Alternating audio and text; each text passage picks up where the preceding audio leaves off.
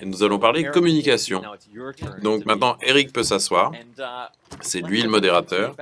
Et donc cette dernière session nous permet de comprendre comment la communication peut aider à changer les comportements. Donc nous avons une conversation avec Michael Nathan, qui est directeur général du SIG, le service d'information du gouvernement français depuis 2018, expert marketing, communication. Il travaille avec des grandes entreprises dans le média, les logiciels. Il a travaillé chez Warner, LVMH, Dassault Systèmes. Donc, bienvenue. Cette conversation aura lieu en français. Vous pouvez écouter la traduction simultanée en anglais et poser vos questions dans le chat. Bon, Ted a fait une introduction pour rappeler ton parcours, Michael, mais je crois que tu as un parcours qui est quand même assez spécifique pour arriver à cette fonction de directeur du service d'information du gouvernement. Est-ce que tu peux nous rappeler ou nous dire quelle est la mission du SIG et quelle est ta vision à toi de la communication de l'État, puisque tu es arrivé à un moment très simple. En 2018, il y avait 2-3 sujets sur lesquels il était intéressant de communiquer. Absolument. Déjà, merci beaucoup pour l'invitation. Merci de me recevoir. Je suis ravi d'être là. Ça a été rappelé, effectivement, j'ai un parcours issu du privé. C'est ma première expérience dans la sphère institutionnelle et la sphère publique.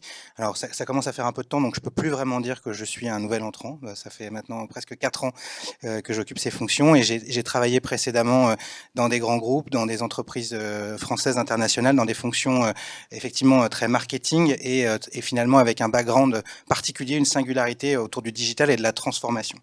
Et c'est avec cette mission que je suis arrivé au SIG donc en 2018, avec cet objectif de transformer la communication gouvernementale, puisque c'est ça le sujet, le service d'information du gouvernement. Qu'est-ce que c'est? C'est une administration qui est rattachée donc au Premier ministre ou à la Première ministre en l'occurrence, et dont la fonction, comme son nom ne l'indique pas, puisque service d'information du gouvernement, c'est de faire de la communication. Alors de faire de la communication pour faire quoi? Effectivement, de faire de la communication pour faire de l'information et de faire en sorte que cette information soit la plus impactante possible. C'était d'ailleurs mes 2 objectifs quand je suis arrivé, de faire en sorte de moderniser, transformer cette communication pour que l'information au service du plus grand nombre soit plus efficiente et surtout qu'elle soit plus impactante. Alors, le SIG, je vous ai dit, c'est une administration qui est rattachée à la Première ministre et qui a en fait finalement 3 compétences majeures. Une première compétence d'analyse, de compréhension, d'analyse de données, je vais y revenir. Une deuxième compétence finalement de fabrication d'actifs de communication, comme beaucoup d'acteurs savent le faire, c'est-à-dire des outils de communication du quotidien, on va dire du contenu éditorial, de la vidéo, de la créa, enfin bref, des campagnes, tout ce qu'un acteur de la communication doit faire. Et notre singularité, c'est notre troisième activité, c'est de faire donc de la coordination interministérielle. Parce que SIG veut dire donc service d'information du gouvernement, donc on fait la communication du gouvernement et gouvernementale, et il ne peut y avoir de communication gouvernementale que s'il y a de la coordination interministérielle, et c'est là-dessus qu'on a investi beaucoup de temps et d'efforts, en particulier pendant les phases de crise. Alors, on va revenir sur les phases de crise, mais peut-être avant de parler des phases de crise, est-ce que tu peux nous dire comment tu as découvert les sciences comportementales et l'approche nudge? Un jour, j'ai rencontré Eric Singler et il m'a tout... Non, c'est pas ça, pardon. Alors, en fait, comme je vous l'ai dit, je suis issu donc plutôt d'un environnement marketing et je crois que ça a été dit dans l'intervention précédente. Le propre du marketing, c'est de s'intéresser au comportement. C'est de vouloir comprendre ces comportements pour agir sur ces comportements dans le bon sens du terme, en fait. Et évidemment, quand on fait du marketing pour les FMCG, pour de l'entertainment, là je parle de B2C, mais c'est valable pour le B2B, il s'agit de comprendre et d'anticiper ces comportements pour mieux optimiser un funnel de vente, de lead, etc., etc. Et donc, voilà, je venais avec ce mindset, cette vision des choses. quand on m'a posé la question, quand je suis arrivé dans ces fonctions, on m'a évidemment demandé de faire une feuille de route. Et comme je ne savais pas très bien, c'était très nouveau pour moi, j'ai évidemment cherché à des comparables. Je fais un benchmark, on ne se refait pas. Et donc, du coup, il y avait 2 environnements de benchmark. Il y avait effectivement le secteur privé. Et donc là, j'ai plutôt regardé les organisations marketing et donc je me suis inspiré de ça. Et puis, il y avait les compétiteurs. Et les compétiteurs dans l'environnement de la sphère institutionnelle, ben, c'est les autres gouvernements, et en particulier les anglo-saxons, qui, une fois n'est pas de coutume, ont commencé avant nous, voilà, comme souvent sur un certain nombre de sujets, et donc il faut l'accepter. Donc j'ai regardé ce que faisaient les Anglais, ce que faisaient les Américains, ce que faisaient les Australiens. J'ai aussi regardé, c'était assez intéressant, plutôt regarder ce que faisaient les acteurs nouveaux. Je pense en particulier à l'Estonie, à Singapour, qui sont des e-government by design, d'une certaine façon, et qui donc ont intégré des dimensions, entre autres ces dimensions de réflexion autour des sciences comportementales pour mieux adresser l'information auprès des citoyens. Et donc c'est finalement comme ça que j'ai appréhendé, où j'ai découvert l'application des sciences comportementales dans la sphère institutionnelle. D'accord. Alors maintenant, on va parler d'un des sujets qui t'a un peu occupé, la crise du Covid, parce que avant d'avoir le vaccin, la manière de tenter de se protéger, c'était d'encourager des comportements spécifiques. D'abord les gestes barrières, qui sont tous des comportements, puis la vaccination. Alors le SIG et le travail que toi et tes équipes ont fourni a été au cœur de l'action du gouvernement. Donc, est-ce que tu peux nous dire un peu plus sur comment tu as cherché à encourager ces comportements bénéfiques pour les individus et pour la communauté durant cette période, on va dire, de mars 20 à 21 et quelques. Alors, ce qui est intéressant finalement avec la succession de crises dans laquelle on s'est retrouvé, le Covid en est évidemment un peu un climax, mais en fait, évidemment, je le post-rationalise, et c'est probablement une façon aussi de le rendre plus acceptable, étant donné l'investissement que ça a nécessité pour toutes les équipes du SIG et pour moi-même. Mais ces crises ont été des accélérateurs de notre transformation. Et en particulier, elles ont permis un changement de paradigme dans la façon dont la communication a été intégrée au cœur de la gestion de crise. Donc, on a eu pas mal de crises qui se sont succédées, tu l'as mentionné, les Gilets jaunes d'abord, le grand débat national, des crises plus petites, plus locales. Je repense toujours à cette crise Lubrizol qui nous avait beaucoup occupé, qui avait nécessité qu'on se pose beaucoup de questions sur la place de la communication dans la gestion de crise, et évidemment le Covid qui a été absolument central de ce point de vue-là. Et en fait, ce qui s'est passé, je pense que c'est vraiment un changement, il y a un avant, un après, sur la position de la communication par rapport à l'ensemble de la gestion du sujet. La communication qui, pour beaucoup de marques grand public, est centrale, stratégique. Elle est centrale et stratégique pour l'environnement politique. Mais dans la phase dans laquelle on s'est retrouvé, en fait, on a changé la position dans laquelle qu'elle occupait. Et en particulier, effectivement, sur ces problématiques d'accompagnement de changement de comportement. Bon, je vous rappelle rien, j'ai pas envie de vous rappeler des mauvais souvenirs d'ailleurs, mais c'est vrai qu'il faut se reprojeter dans ces moments où on annonce des choses qu'on n'aurait jamais imaginé annoncer, et donc on doit les accompagner d'un point de vue de la communication. Et en particulier, quand on fait face à des problématiques type comme celle des gestes barrières ou celle du confinement, évidemment, ça s'accompagne en communication. Donc on va avoir pendant cette crise plusieurs phases, une communication d'explication pour générer de l'adhésion, évidemment une communication qui doit être autour de la pédagogie, en particulier sur tout ce qui a touché à des nouveaux comportements, et puis une communication très didactique par rapport aux phases qui vont suivre. Je pense évidemment au vaccin. Et au milieu de ça, j'insiste vraiment sur ce moment, parce que on a utilisé les sciences comportementales, et on va y revenir, je crois, sur ces moments pour accompagner les gestes barrières, pour accompagner la vaccination, etc. Mais on a aussi eu besoin de continuer à avoir du momentum pendant cette phase-là. Et donc, finalement, la communication a pu aussi reprendre ce qu'est son essence, c'est-à-dire passer des messages de mobilisation, passer des messages de tenir, on va y arriver, et le fameux tenir ensemble qu'on a beaucoup utilisé comme slogan, et je pense l'incarner. Donc cette phase Covid, c'est à la fois un moment où on a fait des choses autour de la problème, enfin où on a utilisé les sciences comportementales, on va en reparler, mais aussi où on a fait de la communication finalement plus traditionnelle autour de la mobilisation et le fait de tenir juste. Alors, justement, concernant les sciences comportementales et l'approche nudge, comment vous avez aussi essayé de les utiliser, comment elles ont pu contribuer à l'ensemble de ce que vous avez pu faire? Déjà, on a travaillé avec plusieurs partenaires. Alors, je ne sais pas si c'est connu, mais dans la sphère de l'État, il y a une direction interministérielle qui s'appelle la DITP, pour la Direction interministérielle de la transformation publique, qui a intégré quelques compétences sur les sciences comportementales. Alors, c'est notable parce que, alors, on n'est pas encore sur une nudge unit comme peuvent le faire les Anglais, mais quand même, on a intégré ces compétences. La deuxième chose qu'on a fait, c'est qu'on a aussi travaillé avec la sphère académique. Le SIG s'était doté d'un comité d'experts à un moment, et donc on avait travaillé avec le laboratoire de Normal Sup qui avait une expertise sur ces sujets, et puis on a été accompagné par une certaine nudge unit de BVA sur ces sujets, donc qui nous ont permis en fait de réfléchir et de travailler sur plusieurs thématiques. Alors peut-être on peut revenir sur les 2-3 moments clés. On a finalement eu une première étape à adresser, où on a réfléchi sur ce sujet. Enfin, on a cherché des solutions et des réponses en s'appuyant sur les sciences comportementales.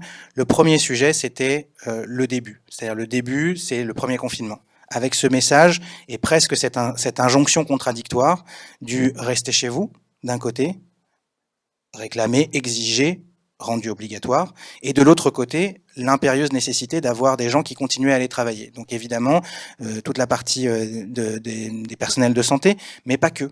Et donc, on a eu cette réflexion de comment est-ce qu'on accompagne ce message pour pas qu'il soit identifié comme étant cette fameuse injonction paradoxale, voire contradictoire, et donc cette incompréhension. Ça, c'est le premier moment où on a fait appel finalement aux sciences comportementales. On a réfléchi à la façon d'accompagner ce changement de comportement. Le deuxième moment, c'est plus des petits nudges, là, pour le coup. C'est moins de la réflexion de fond. C'est des petits nudges. On a assisté à une dérive, je pense, sociétale pendant cette crise. C'est qu'on est tous devenus épidémiologistes. On est tous devenus des épidémiologistes, donc on avait tous une lecture assez fine des données, mais ça a exigé de la part des institutions, des gouvernements, d'avoir cette approche de transparence. Mais quand bien même on avait cette approche de transparence, on devait chercher ces petits facilitateurs qui permettaient de faire émerger des données, les bons triggers finalement pour lire l'évolution de l'épidémie. Et ça, on a cherché ces petits accompagnants plutôt sous l'environnement, sur la sphère numérique d'ailleurs. C'était plutôt un accompagnement sur comment est-ce qu'on va faire pour que le tableau de bord soit le plus lisible, etc. Donc ça, c'est un deuxième moment.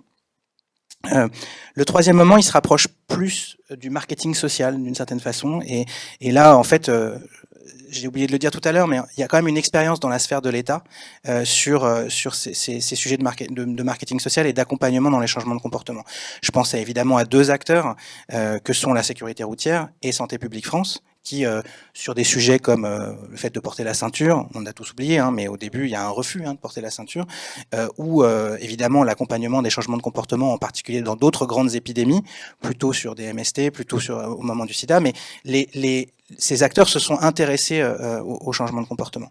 Et donc, sur toute la partie finalement de réflexion sur comment est-ce qu'on accompagne finalement l'adhésion à un certain nombre de propositions, et en particulier la proposition du vaccin, on a beaucoup réfléchi autour de on a beaucoup utilisé ces leviers de marketing social. Et le dernier point où on a utilisé le nudge, les séances comportementales plutôt, pendant la crise Covid, c'est un truc auquel finalement au début on est parti d'un constat qui était qu'on avait fait une erreur sémantique un peu fondamentale. Cette erreur sémantique, je vous raconte l'histoire complètement, c'est le mot de confinement. Pareil, c'est un mot qu'on n'avait jamais vraiment utilisé, puis que tout le monde s'est mis à utiliser à tout moment. Donc on était tous épidémiologistes, et on a le confinement, le non-confinement, le déconfinement. Enfin bref, on s'est inventé beaucoup de mots. Ce qui était très important à ce moment-là, c'est que en fait, on a fait porter au mot confinement une signification. Et en particulier, on lui a fait porter la signification du premier moment où tout le monde s'est mis à l'utiliser. Donc le confinement, ça voulait dire, on est chez soi, mais on a une attestation, et on peut sortir 1 heure par jour, et en fait, quand on est confiné, en fait, on vit en famille, mais on vit normalement, à l'intérieur de sa maison. Très bien. Ensuite est arrivé le moment où les gens ont finalement contracté le virus, et quand ils étaient positifs alors qu'ils faisaient un test, ils devaient se confiner. Donc on a réutilisé le même mot. Mais se confiner quand vous êtes positif, ça veut pas dire sortir 1 heure par jour, ça veut pas dire rester chez soi comme avant, ça veut dire faire chambre à part, ne pas manger ensemble, etc. Et on a vraiment eu ce problème de non-compréhension. On avait utilisé 2 fois le même mot pour 2 choses différentes. Et donc on s'est posé la question de comment est-ce qu'on allait expliquer ça. C'était assez avancé, on voyait bien il nous fallait trouver un moment. Et c'est là où on a réfléchi à de la communication contextuelle. Je vous remets dans le contexte, on est au moment où les tests antigéniques apparaissent, et donc pour se faire tester en antigénique, en fait, on ne pouvait pas le faire chez soi. Il fallait aller dans un organisme, une pharmacie. Et on s'est rendu compte qu'on avait un petit temps de latence entre le moment où vous faites le test et le moment où vous avez le résultat. Et donc c'est là où on a utilisé un petit nudge, en se disant en fait, le nudge, c'est ces 5 minutes qu'on a à notre disposition, et pendant ces 5 minutes, en fait, il faut qu'on passe tous les messages. Donc en gros, quand vous faisiez votre test, vous aviez un petit leaflet qui vous était donné et qui vous expliquait tout. Si vous êtes négatif, voilà ce que vous devez faire. Si vous êtes positif, voilà. Pas du tout culpabilisant, pas du tout angoissant, totalement didactique pour essayer de répondre à ça. Donc voilà 4 situations pendant le Covid, au cours desquelles on a utilisé les sciences comportementales pour optimiser notre communication. Super. Bon, maintenant, une crise qui est peut-être moins aiguë et plus grave, je ne sais pas. On en a un certain nombre face à nous. Donc, j'aurais aimé que tu nous parles un peu de tes chantiers prioritaires pour demain, c'est-à-dire demain matin. Alors, il y a plein de chantiers, évidemment, et je vais pas me lancer dans la réflexion autour des changements de comportement sur la sobriété énergétique, parce qu'en fait, on retrouve des problématiques. Mais si je reprends un tout petit peu de hauteur par rapport à ce qu'est la fonction du SIG, et ce qu'on essaye de faire. Notre enjeu, c'est de rendre cette communication gouvernementale intelligible et impactante. Et donc, on a un sujet finalement de double temporalité. Une temporalité de temps court et une temporalité de temps moyen ou long. La temporalité de temps court, et c'est ça notre premier objectif au SIG, c'est le fait, on va dire, on cherche à augmenter la visibilité de l'action gouvernementale au quotidien. Ça répond à une problématique très simple, qui est que pendant longtemps, la communication gouvernementale ou la communication politique, elle était, c'était une communication qui était performative. Elle rentrait dans l'atmosphère, elle était lisible. Aujourd'hui, quel que soit finalement l'émetteur, et c'est pas leur faire offense, quel qu'il soit, ministre, président, etc. En fait, la présence de leur prise de parole, elle reste 24 heures grosso modo.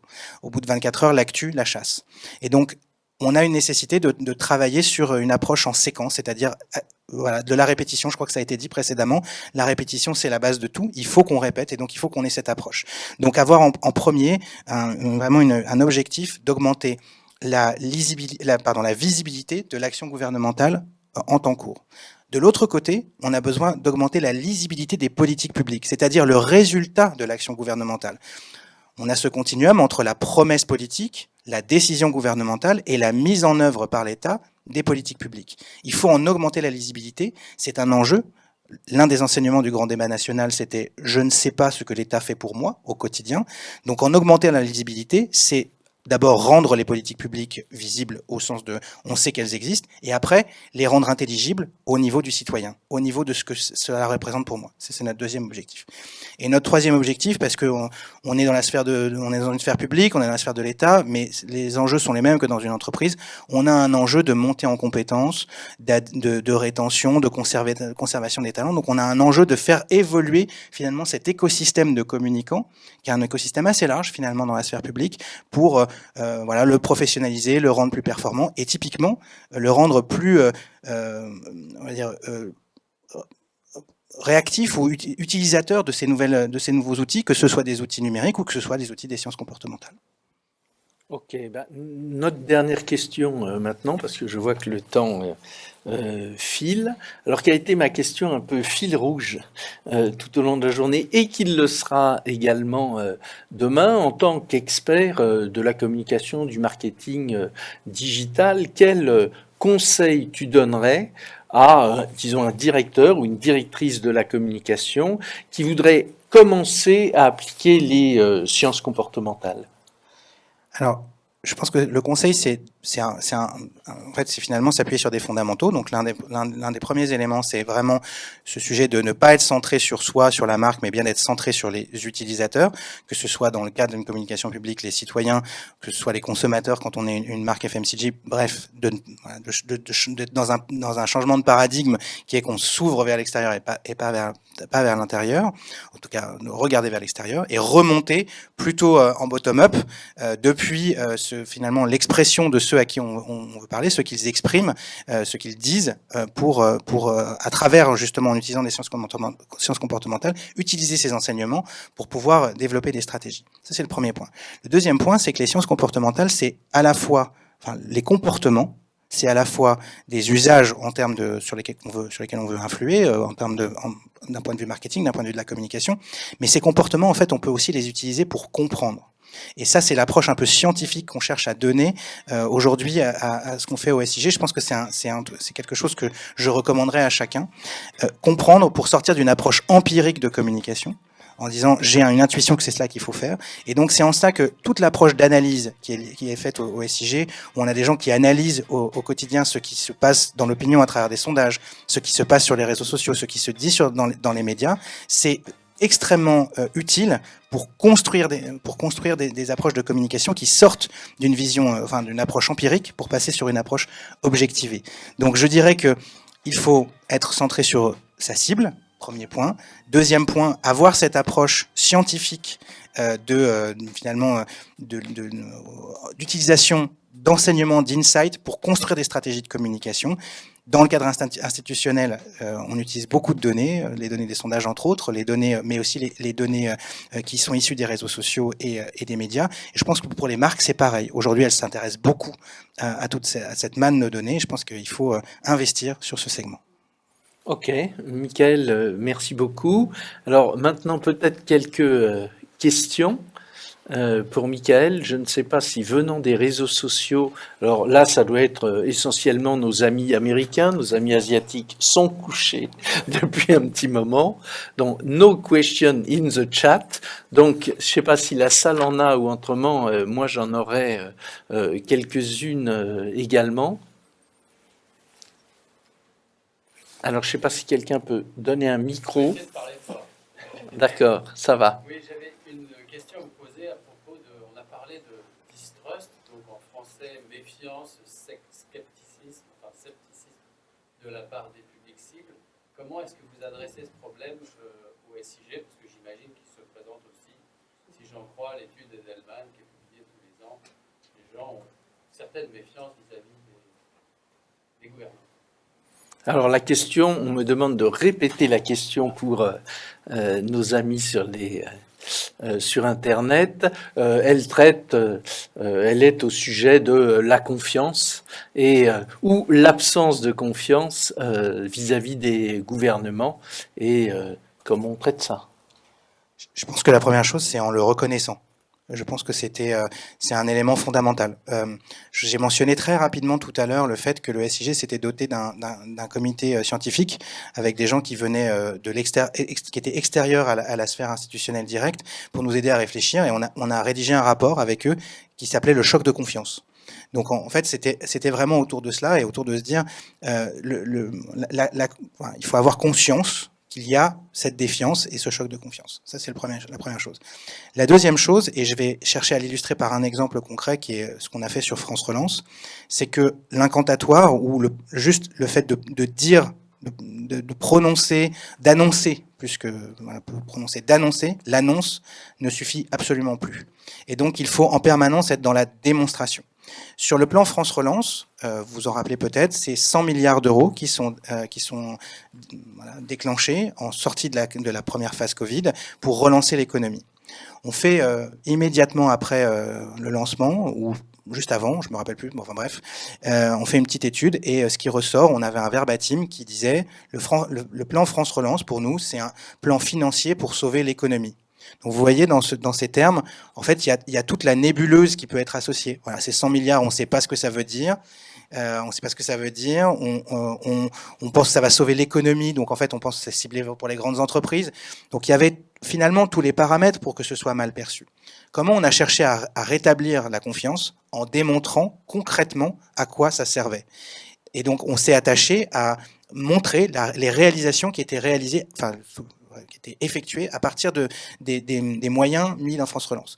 Donc je ne sais pas si ça a permis de totalement rétablir la confiance, ce serait très présomptueux de ma part de dire ça. En revanche, ça a permis de matérialiser. Et je pense que un des leviers, c'est la capacité de matérialiser pour rendre tangible et intelligible au niveau individuel, ce niveau individuel pouvant être une personne, mais une organisation, une collectivité territoriale, bref, ça peut être de différents niveaux, mais c'est au niveau individuel, le matérialiser pour soi, ce que cela veut dire. Après, le rétablissement de la confiance, ou l'établissement de la confiance, c'est évidemment une action collective, ça doit venir du politique, ça doit venir du public, ça ne peut pas venir juste que de la communication institutionnelle, bien entendu. D'autres questions avant que je pose la mienne? Alors c'est moi qui aurai l'honneur de la dernière. Qu'est-ce que le Michael Nathan de 2002 a appris que ne savait pas le Michael Nathan de 2018?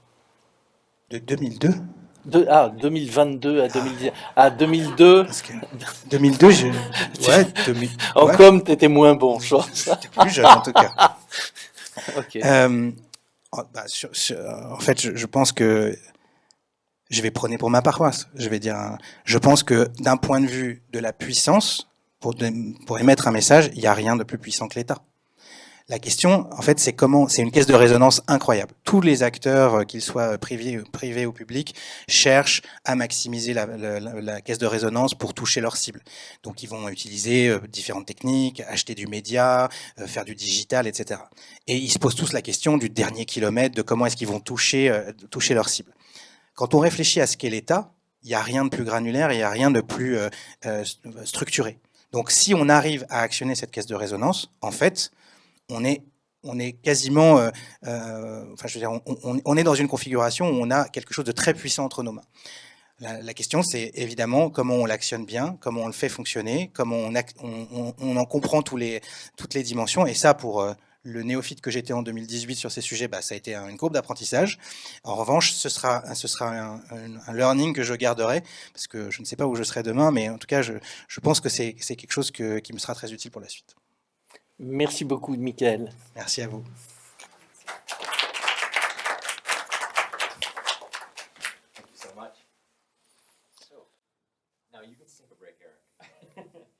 Voilà, maintenant, Eric, vous pouvez prendre une pause. Bon, on va lancer Jonah Berger.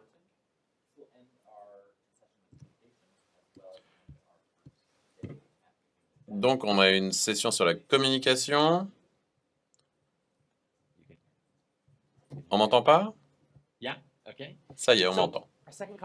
Donc, deuxième aspect sur la communication qui mettra fin à cette première journée avec le professeur Jonah Berger de l'école Horton, interviewé par notre collègue Richard Chadwick, qui travaille dans notre filiale Royaume-Uni. Et voilà, donc restez avec nous et ensuite la journée touchera à sa fin.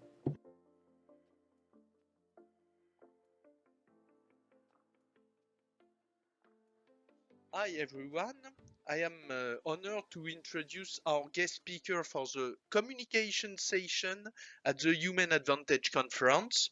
Today I am with my colleague Richard Chataway, who is the CEO of BVA Nudge Consulting UK, the author of a wonderful book, The Behavior Business, and also one of the BVA family champion for communication.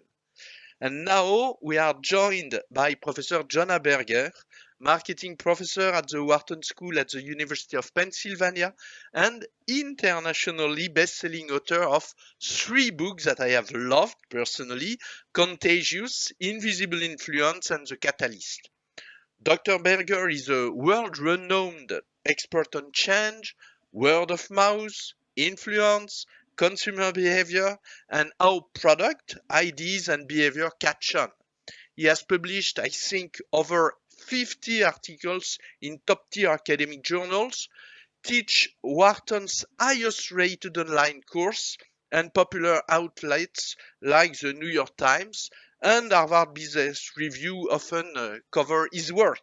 So a lot. He's keynoted hundreds of events, including our event, and often consults for organizations like Google, Apple, Nike, and the Gates Foundation.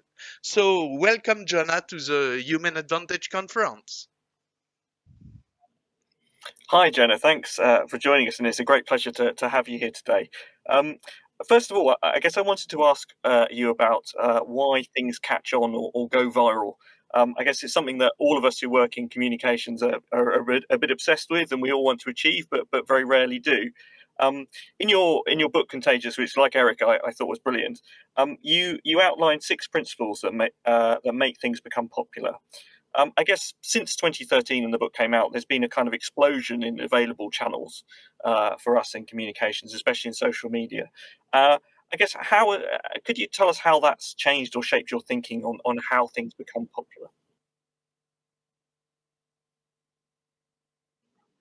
Yeah, I think when the book came out, people often ask me, "Oh, why didn't you write all the most recent examples of why things went viral?" So there was a New York Times review, I think, that said, "Oh, he doesn't talk about the Harlem Shake or whatever it is."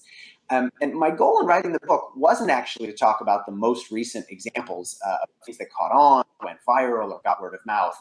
My goal was to outline a framework of what drives people to talk and share. And I think my favorite books are the books that 5, 10, 15 years later, even after they come out, are equally good as when they came out initially.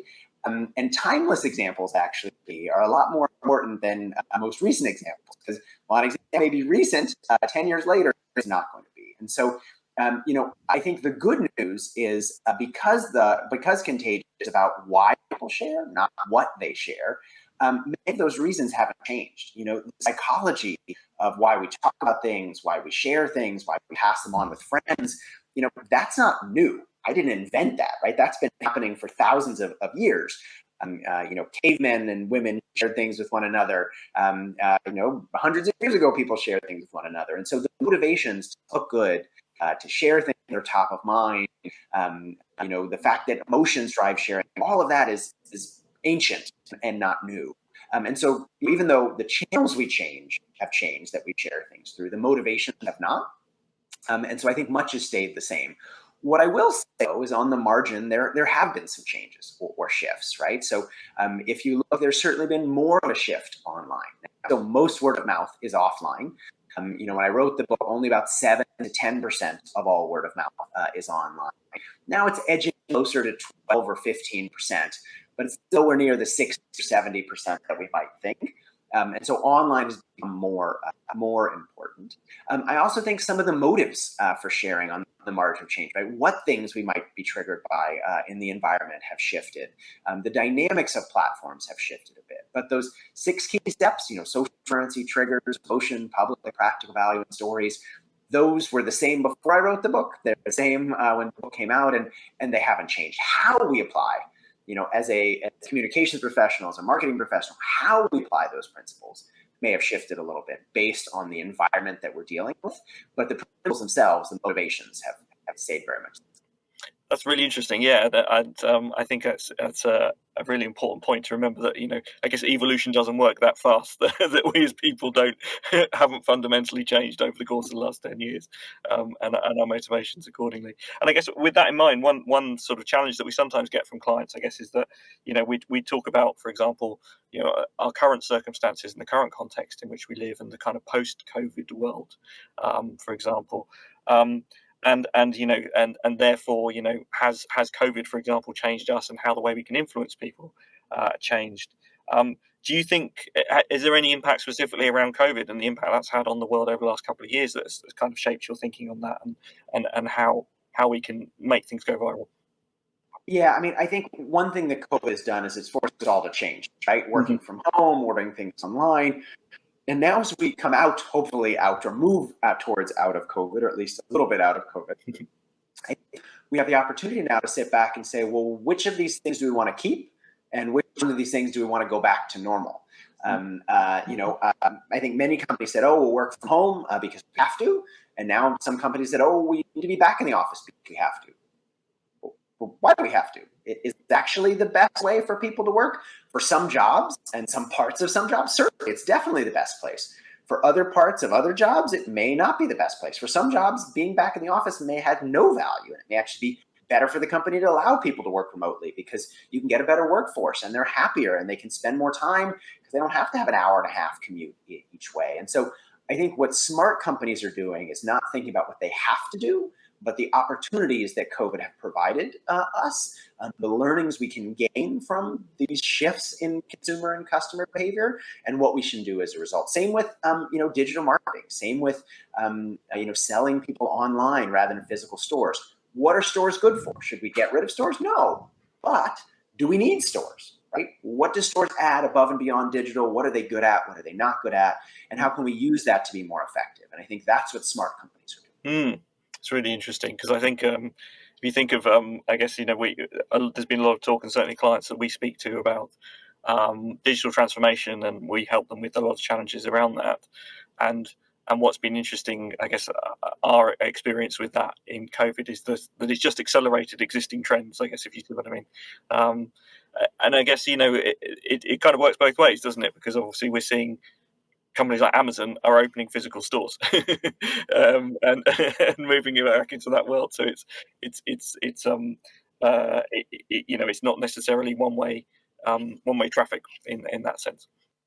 And I think smart companies think about, well, why do I have a store? What is a store for? Digital is important. Yes.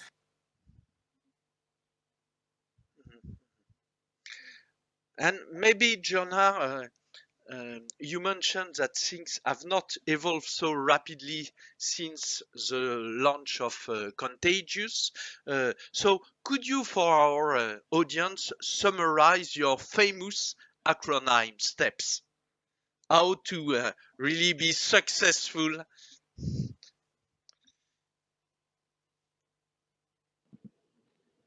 So STEPS stands for the 6 key drivers of why people talk and why they share. Social currency is the first S. T for triggers. E is for emotion. P is for public. The second P is practical value. And the second S is stories. And those are the 6 key drivers of why people talk, why they share, and all sorts of things to catch on. Products, services to ideas. It's not random luck, chance why some succeed, others fail. The more we understand the science behind mouth and social transmission, we can engineer products and services and ideas to be more successful.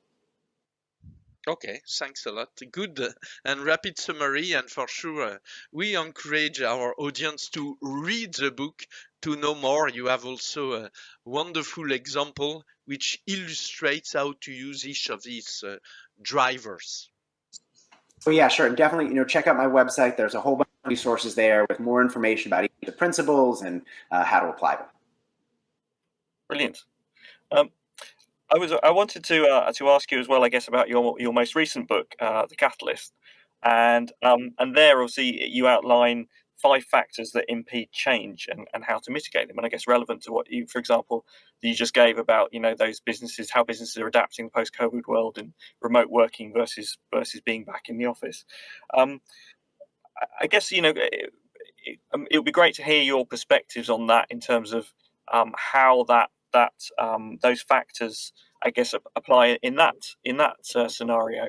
What are the things that are impeding those changes that you mentioned, that the ability for us to make those changes that are necessary in the post-COVID world?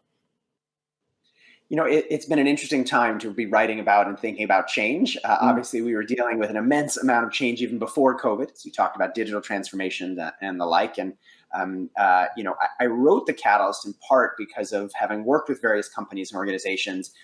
They all had the same problem, which is they all had something they wanted to change, right? The marketers and the salespeople wanted to change customer minds, leaders wanted to transform organizations, startups wanted to change industries, nonprofits wanted to change the world.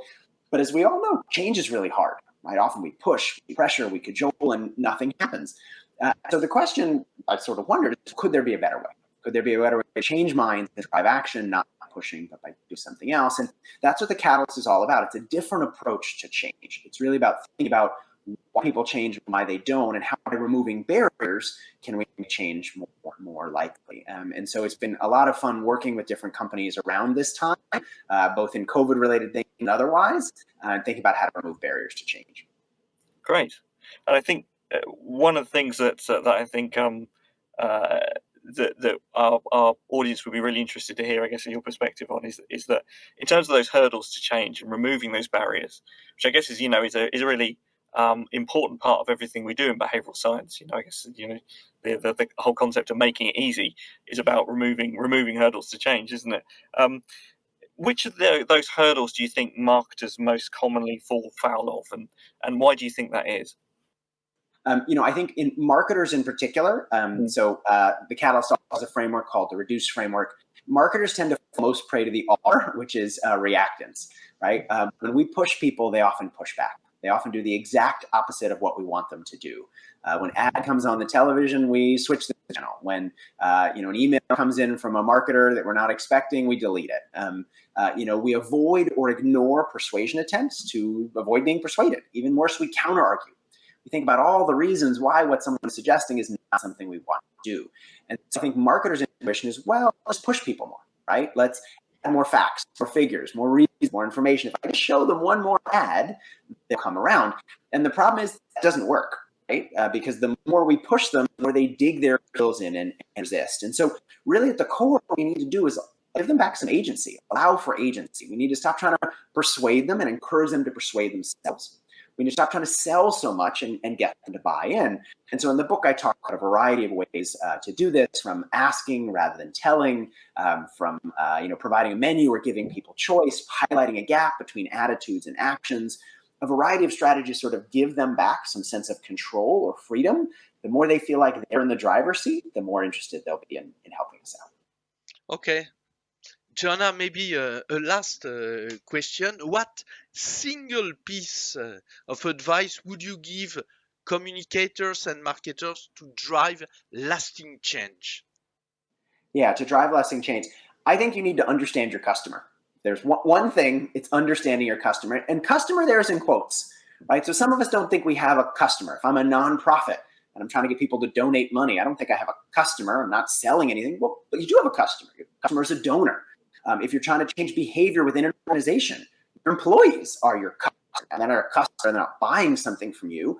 But if you don't understand them and how they work and why they're not doing what you want them to do in the first place, it's going to be really hard to get them to change. And so it's not about marketing, it's not about communication, it's about understanding that person or people that you're trying to change or organization that you're trying to change and using that to help make change more likely. Okay, thanks a lot. Bye. What a marathon. It's been a long quel marathon. How are you holding up? Quelle course. Surviving. Adrien, tu survis, tu survis. Alors ça a été une très longue journée, mais j'espère qu'elle vous aura appris beaucoup de choses. Merci à vous qui êtes avec nous à Paris. J'ai vu notre équipe de communication nous a dit qu'il y avait plus de 2000 personnes connectées en même temps à un moment pendant la journée et plus de 3000 au total. Donc merci à vous tous de nous avoir rejoints. Donc continuez à répondre à notre sondage. On veut suivre vos émotions. Les émotions sont importantes dans les comportements. Rejoignez notre communauté Human Advantage. Et demain, on débutera notre deuxième journée à 8h45, heure de Paris, 7h45, heure de Londres, avec une conversation très intéressante avec Katie Milkman, qui est professeur Miller Wharton, comme Jonathan Berger, qui va nous donner des insights très intéressants sur le changement personnel et organisationnel. Eric, une conclusion? Oui, merci à tout le monde. Je ne sais pas si vous avez vu la vidéo de Katie Milkman. Human Advantage Conference, where we'll be talking about insights from behavioral science that you can apply to your own life to be more productive and to achieve your goals. Hope to see you there. Advice for you. She's very interesting. And maybe last word from me about Adrien. Peut-être un tout dernier mot sur Adrien. Je ne sais pas si Adrien veut partager un peu ses sketch notes avec nous. En tout cas, bien joué. Ça a été difficile, j'imagine. Voilà, donc rejoignez la communauté, inscrivez-vous à la communauté, comme ça vous pourrez admirer tous ces check notes, ces sketch notes. Et en attendant, à demain.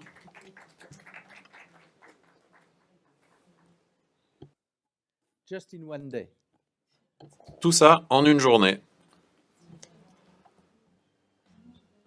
We will share the sketch note. Thank you all. Hope to see you Merci à toutes et à tous et à demain.